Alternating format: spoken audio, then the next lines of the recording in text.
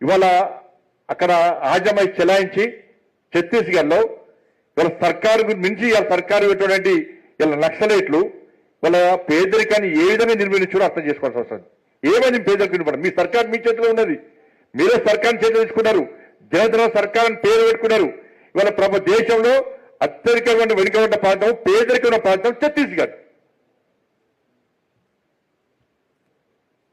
మరి అటువంటి ఛత్తీస్గఢ్లో జాతీయ పతాకాన్ని కూడా ఎగిరేసే పరిస్థితి లేదు అంటే ఈ సిద్ధాంతాలు ఎవరి కోసం, ఏ దేశం కోసం, ఏ ప్రజల కోసమో ఇవాళ స్పష్టంగా కావాల్సిన అవసరం ఉంది. మరి ఛత్తీస్గఢ్లో ఇంకా పేదరికమే. బట్ అందుకే ఇలా కాంగ్రెస్ పార్టీ కానీ బీఆర్ఎస్ పార్టీ కానీ ఇలా కాంగ్రెస్ పార్టీ చెప్తున్నారు, రాహుల్ గాంధీ చెప్తున్నారు చర్చలు వాళ్ళు పేదరికం ఇవాళ ఇన్ని సంవత్సరాలు ఇలా నక్సలిజం అనేది ఈ దేశంలో పాతుకుపోయింది. 220 దేశాలు 20 జిల్లాల్లో నక్సలిజం పాతుకుపోయింది. ఏ జిల్లాలో పేదరికం లేకుండా ఇలా నక్సలి చేశారు? ఏ రాష్ట్రంలో పేదరికం లేకుండా నక్సలి పేయాలి చేశారు? వాళ్ళు తుపాకీ గొట్టం ద్వారా సాధించింది ఏందో ఇప్పుడు కూడా స్పష్టమైనటువంటి ఆలోచన లేదు, ఇప్పటి ఉంటాయి స్పష్టమైనటువంటి ఒక నిర్ణయం లేదు ఎప్పటి కూడా. ఇలా యూపీఏ ప్రభుత్వం ఉన్నప్పుడు అందుకే ఇలా దేశంలో అభివృద్ధిలో చర్చ జరగాలంటే నరేంద్ర మోడీ గారి ప్రభుత్వానికంటే ముందేంది, నరేంద్ర మోడీ గారి ప్రభుత్వం ఏర్పడ్డాక ఏందని చెప్పి ఇలా ఉగ్రవాదం కానీ టెర్రరిజం కానీ నక్సలిజం మీద కూడా చర్చ జరిగేటువంటి విశ్లేషణలు చర్చ జరిగే పరిస్థితి వాళ్ళు వచ్చేది కాదు. అందుకే నరేంద్ర మోడీ ప్రభుత్వం ఏర్పడిన తర్వాత 3 రకాల వ్యూహాలతో, ఒకటి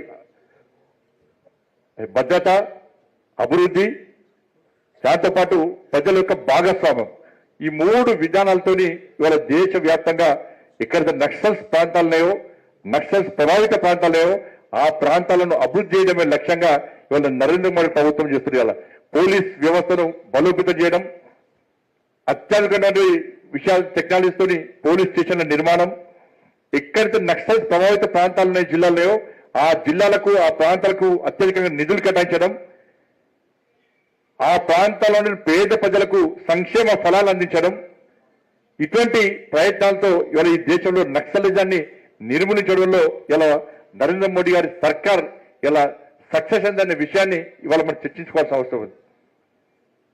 ఇవాళ కేసీఆర్ గారు ఏమంటారంటే ఆపరేషన్ కగార్ ఆపేయండి, నాకు కూడా ఫోన్ చేసి చాలా మంది ఆపరేషన్ కగార్ ఆపేయండి, చర్చలు జరపని చెప్పండి. ఇలా కాంగ్రెస్ పార్టీ, ఇలా భారతీయ జనతా పార్టీ కాంగ్రెస్ పార్టీ లెక్క పిరికి పందాల పార్టీ కాదు. ఇవాళ నరేంద్ర మోడీ గారు ఒక పవర్ఫుల్ మనిషి, అమిత్ షా గారు ఒక శక్తివంతమైనటువంటి ఒక వ్యవస్థకు ఒక అధినేత ఆయన. ఇలా టేబుల్ మీద తుపాకీ పెట్టి చర్చలు జరిపేటువంటి పార్టీ అటువంటి ప్రభుత్వం భారతీయ జనతా పార్టీ ప్రభుత్వం కాదు, ఎన్డీఏ ప్రభుత్వం కాదు. ఇవాళ కాంగ్రెస్ పార్టీ కూడా అనేక సందర్భాల్లో చర్చలు జరిపింది, వాళ్ళ చేతిలో తుపాకీ ఉన్నది అయినా చర్చలు జరిపింది. కాంగ్రెస్ పార్టీ ప్రభుత్వాలు సాధించింది ఏంది? నక్సలిజంగా ఉన్నది, విధ్వంసం జరుగుతున్నది, ఆశించడం జరుగుతున్నది, ఇంతవరకు సాధించింది ఏం లేదు. ఇలా భారతీయ జనతా పార్టీ ప్రభుత్వం ఏర్పడిన కఠినంగా వ్యవస్థం కాబట్టి ఈ దేశంలో తుపాకీ ఒక చట్టాన్ని కాపాడే పోలీస్ చేతిలో ఉండాలి, ఈ దేశాన్ని కాపాడే ఒక జవాన్ చేతిలో ఉండాలి తప్ప ఇలా విధ్వంసక శక్తిలో తుపాకీ ఉంటే దాన్ని ఉపేక్షించేది లేదు, దాన్ని పూర్తిగా నిర్మూలించి తీర్చామని చెప్పి ఇలా నరేంద్ర మోడీ ప్రభుత్వం సంకల్పం తీసుకునే కనుకనే ఈ దేశంలో బాంబ్ బ్లాస్ట్లు ఆగిపోయినాయి. ఈ నరహంతక నక్సలైట్లు కానీ ఇటువంటి నరమేధం కానీ పూర్తిగా నిర్మించబడ్డదంటే ఇలా అర్థం చేసుకోవాల్సి వస్తుంది. ప్రజల్లో కూడా పూర్తిగా వ్యతిరేకత వస్తుంది కాబట్టి ప్రజలు నక్సలిజాన్ని టెర్రరిజాన్ని పూర్తిగా వ్యతిరేకిస్తున్నారు కాబట్టి వాళ్ళ అర్బన్ నక్సల్స్ పేరుతోని వాళ్ళ సమాజంలో సదస్సులు నిర్వహిస్తూ, విద్యాలయాల్లో సదస్సులు నిర్వహిస్తూ, విద్యార్థుల లోపల ఈ సమాజం లోపల ఒక తప్పుడు ఆలోచన కల్పిస్తూ వాళ్ళు తిరిగి నక్సలిజమే గొప్ప ఇద్దామని చెప్పి చెప్పుకునేటువంటి ప్రయత్నం